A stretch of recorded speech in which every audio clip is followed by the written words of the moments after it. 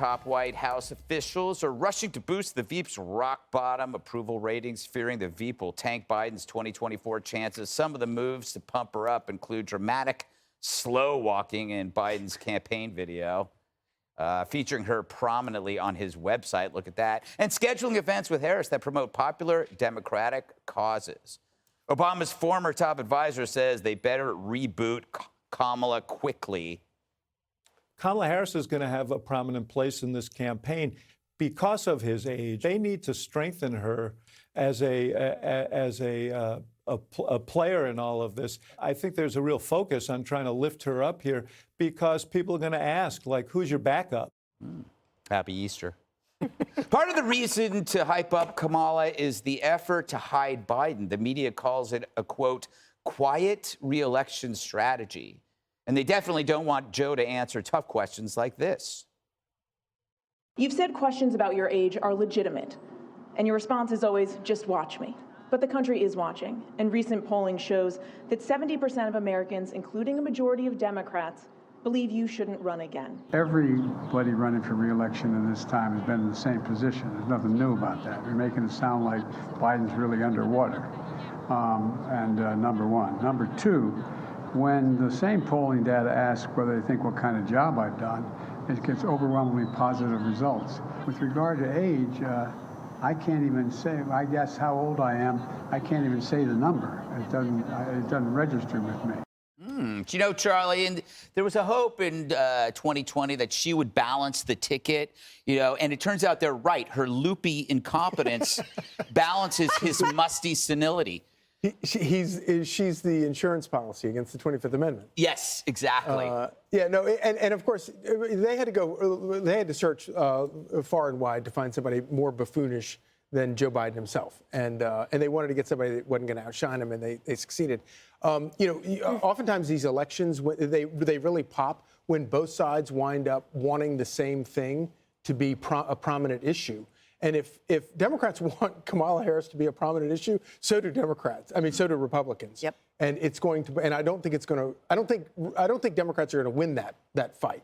But I think it's really interesting that a lot of her supporters are they're grateful that the White House is now focusing on Kamala Harris. But the only reason they're focusing on Kamala Harris is because the White House now views her as a drag on the ticket, which doesn't seem to be. It's not like they're doing it out of the kindness of their heart. But this is what happens, and I hate to go here, but it's true. If you're playing identity politics and you pick her because she checks a couple of the boxes on identity politics, you can't be surprised that she's incompetent because you didn't look at competency when you picked her. See, I disagree with you. I don't think you hated to go there. But, you know, you made me think that, like, if they picked Kamala because she's inferior to Joe Biden as a VP, how will they ever get a VP for Kamala? Yes. Because it's just going to keep getting worse and worse worse. They could get Dylan Mulvaney. Oh, there you go. And it would be. Don't put that out there. That's a great idea. That's a great idea. Dana, can she be fixed? They act like she's a broken computer. I mean, they think that they could just turn her off or unplug her and then plug her back in. I think we're on our 9th reset of Kamala Harris, and I thought it was pretty interesting in the articles this morning to find out she has not had a communications director for several months. That's a very coveted job. Yeah. You want a White House comms director for the Vice President of the United States? Like, who wouldn't want that job? Turns out nobody wants the job. I also think that they've realized that Republicans will, let's see if they can communicate it well, but imagine the ad that says, if Joe Biden wins, every single day for the next 4 years could be Kamala's inauguration day. And get that swirling around, because I'm not saying that people vote because of a vice presidential choice. They usually have a very limited amount of effect on a ticket. That could be very different this year.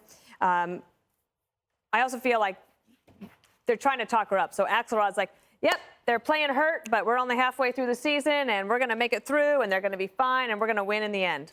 You could do an ad and count how many heartbeats closer to the presidency Kamala Harris is now. One. You know, do we have a call for, I believe, it's one of her latest word salads. Oh, it's pretty good. Do we have that up and ready? All right, then let's roll it, Sean. Jeez. I think it's very important, as you have heard from so many incredible leaders. For us at every moment in time, and certainly this one, to see the moment in time in which we exist and are present, and to be able to contextualize it, to understand where we exist in the history and in the moment as it relates not only to the past but the future. You know, it's interesting. You were actually crying, Jessica. You were crying. You were moved by it. That's your vice president. That's your party. You must be ashamed of yourself. It's all of our vice presidents. I am not. She's not my vice president. No, this is a joke. Yeah, no, I got it. I made my, like, Greg, you're joking face, but that could be serious. The time talking is not ideal. We've had a passage of time incident before, and it goes on too long. That was not her most coherent of comments, but every moment that Democrats spend doing this, they're not focusing on Republicans. And that's what we're up against. Everyone knew that Joe Biden was going to announce, question of whether it was going to be April 25th or June 20th, whatever it was. We knew it was happening. We knew that he wasn't pushing her off the ticket either. That was another. I mean, how many people anonymously, a couple of Congress people actually went on record talking about it. But otherwise, it was just all this, right? All the time. Like, everyone wants to complain to their favorite reporter about this or that. But we knew that this was going to be the ticket. And this ticket has been hugely successful. And that gets lost in all of this. So they won in 2020, the most votes collected in American history. Then in 2022, the Democrats had a far better night than anyone ever expected. And the issue that sealed the deal in terms of Democrats winning was the issue of abortion. And she was the face of rolling back of reproductive right. I know it's weird to say she was the face of abortion. No, but when there were complaints about, you know, she got the border, which is a completely thankless portfolio to get, that she was supposed to work on the voting rights bill, which was basically dead on arrival. They said, okay, we have a female vice president. It is important to be talking about this. And she toured the country. She did some of her best interviews on this issue and how pivotal it was going to be. And Democrats overperformed.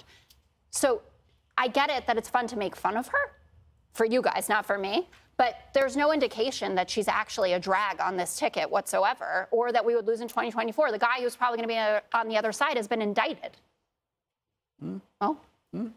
Judge, what you think?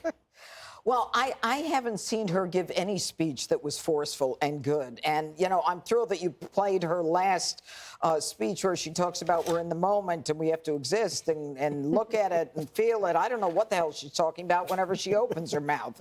And you know what? Her poll numbers are lower than Joe's poll numbers. So I understand why they feel the need to keep her, given that she was picked because of identity politics.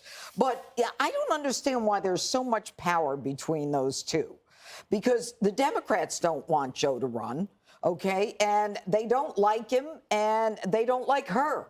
And yet nobody is coming up and saying, you know, I'm going to push my way in there. Right. I'm going to primary him. Why is there so much power in that couple? And I don't deny what you're saying about the fact that 2022 wasn't as significant as we thought.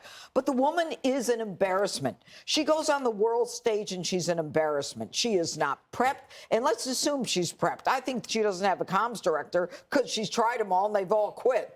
But aside from that, I mean, she doesn't put the time or the work in to focus on the issues enough to communicate to the public that she is not only capable, but she's interested in the job. This is like a skate for her. She says as little and does as little as she can. She got voting rights. She got the border. What has she done? Nothing. I don't care how difficult they are. Get out there and do something. But that's not what she's doing. So she'll skate. And, you know, we'll see what happens in the election. But I think she's an embarrassment.